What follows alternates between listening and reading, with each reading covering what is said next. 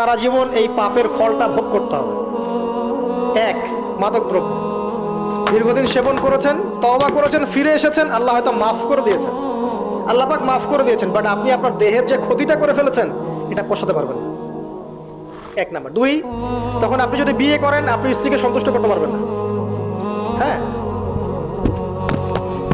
দুই নাম্বার হচ্ছে এই যে গোপনে যুবকরা যে পাপটা করে, মাস্টারবেশন, যেটাকে আমরা বলি হস্তমৈথুন, এই পাপ যেসব যুবকরা করছে বা করে, এবং অ্যাভেলেবেল এই পাপটা সবাই করে, কারণ এখন পর্নের যুগ, পর্ন দেখলে তো আর কোনো উপায় নাই, তখন তো এই পথেই যেতে হচ্ছে, নিজের উপরে নিজেকে জুলুম করতে হচ্ছে। যারা হস্তমৈথুন অভ্যস্ত হয়ে গেছে এরা যদি তওবা করে ফিরেও আসে, শরীরের যে ক্ষতিটা হয়েছে এটা পূরণ হবে না।